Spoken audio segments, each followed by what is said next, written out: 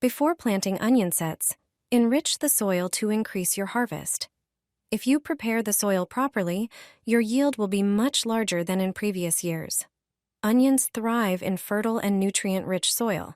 However, location is also important. They should not be planted in the same place as the previous year or where garlic or leeks were grown. Onions grow well alongside carrots. Onions protect carrots from carrot flies, while carrots protect onions from onion flies. You can also plant onions next to tomatoes, cucumbers, cabbage, or beets. But soil conditions aren't the only factor for a successful harvest. Onion sets can be treated before planting. Soaking them in salt water for a few minutes helps, but there's an even better option. One product works more effectively than salt and can be used in several ways. It's rich in phosphorus, potassium, calcium, and microelements. It's wood ash. You can use it not only to treat onion sets, but also as a soil fertilizer. Simply sprinkle ash into the planting holes, and the onions will grow like never before. Wood ash also repels onion pests. The calcium it contains is essential for the growth of all vegetables. If you don't have much ash, mix it with water and soak the onion sets for a few hours. You can also coat the bulbs in dry ash before planting. With this method, you'll enjoy an abundant harvest this year. This natural fertilizer is pure gold for your plants, and it won't cost you a thing. Many people don't realize that kitchen scraps can be turned into an excellent natural fertilizer. Instead of throwing away banana peels, grind them into a fine powder using a coffee grinder. Banana peels are rich in potassium, which strengthens plant root systems. Next, grind eggshells. They are a valuable source of calcium, supporting stem and leaf growth. In a bowl, mix the ground banana peels and eggshells, then add 1 tablespoon of wood ash. Transfer the mixture into a tall container and add 1 tablespoon of ground coffee, which improves soil structure and provides essential nutrients. Pour in 1 liter of water and mix everything well. Your fertilizer is now ready. Regularly watering your plants with this natural solution will keep them healthy, strong, and resistant to diseases.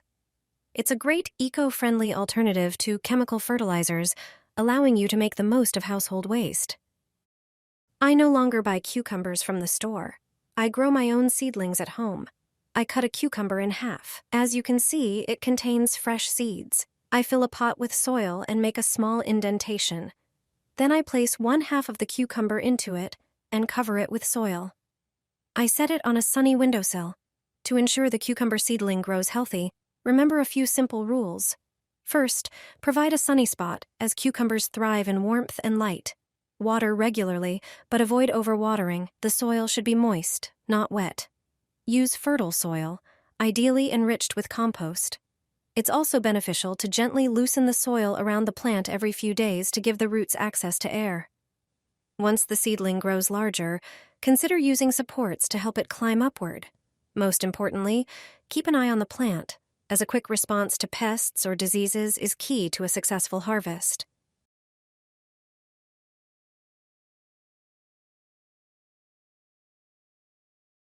A few drops will make strong and healthy seedlings grow from the seeds. This green rooting hormone will even stimulate old seeds to sprout. The plants will grow strong and healthy. All you need is to provide the seeds with one natural substance. You can prepare it yourself at home. You need aloe for it. It's an exceptional plant. Its leaf juice has antibacterial and antifungal properties. Thanks to this, the seeds germinate better. Take a smaller aloe leaf, cut it into smaller pieces. Aloe contains plenty of vitamins and micro and macro elements. They have a positive effect even on old seeds. Transfer the chopped leaf to a small blender. Pour about 1 glass of water. Turn on the blender and blend the aloe. In combination with water, it will be perfect for the seeds. Prepare a container with a capacity of about 1 glass and a strainer. Drain the water from the aloe. This way, you will get a fertilizer that contains valuable substances. Prepare a container with a lid. Line it with a paper towel. Moisten the towel with the green rooting hormone using a spoon. Sprinkle the seeds. I'm sowing tomatoes right now, but it can be any seeds. Close the container, and it's ready. Put it in a warm and sunny place. Regularly moisten the towel. After a few days, the seeds will start to sprout. You can also see how cabbage vegetables germinate. They are already perfect for pricking out. If you know how to stimulate seeds and how, you will have strong and healthy seedlings. Since I've been having back problems, I've been using a broom for planting. Also, prepare some empty bottles. You'll see that planting has never been easier. Let me show you a great trick.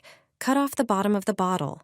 Then, make 4 incisions on the remaining part, but not all the way to the cap. Cut out 2 sections from the 4 walls created by the incisions. This will create a peculiar funnel shape with 2 longer sides. Repeat this process with the other bottles. Cut off the bottoms of each bottle and make similar incisions as with the first bottle. You'll find that the longer these 2 sections are, the better. Get a broom or a brush ready. It can be an old one or something you don't use. The longer the brush, the better. I happen to have one like that. It's important that it has a pole attachment. Get rid of those synthetic fibers, remove them all, or at least the outer ones. Place the first bottle edge onto the brush. Ensure that the longer sides wrap around the brush and the bottle's edge is beneath it. Attach the bottle to the brush using hot glue. If you're using a wooden broom or brush, a staple gun will suffice. Attach the subsequent bottles in the same manner. Since this brush isn't too long, 4 bottles were enough. And there you have it. Attach the pole and head to the field. Take the bulbs you're planting. Mark the holes with your bottle brush. The soil should be well loosened. You don't have to bend over to mark the planting spots. Place the bulbs in the holes and cover them with soil. And that's it. You can make such a marker yourself in a few minutes, and it will be just what you need. Brilliant, isn't it? And this method works well when you have limited space in the garden, but still want to grow beautiful carrots without thinning. Let me show you how to prepare these containers for planting. Peel off the seal of each container, but don't throw them away. Pour some water into the bottom. You can do this indoors under the tap. After a while, they'll soften. Then you can make a hole in each compartment of the container. Once they dry, they're ready to use. While the containers will soften in moist soil, this method is good to start with. The seals will serve as bases. Fill the containers with soil. Take carrot seeds. The best ones to use are pelleted seeds. They're larger and easier to handle. I happen to have regular ones. You can also use this method for parsley or radish seeds. Place 1 seed in each compartment. Press them into the soil. Sow carrots into all the containers this way. Take the prepared containers to the field. If you have raised beds, this method works perfectly. Just line up the containers next to each other. I have 10 of them, so I'll arrange them in 2 rows of 5. Cover with a layer of soil and firm it down. You can also lay out the containers in rows and plant onions between them. This will ensure exceptionally successful yields.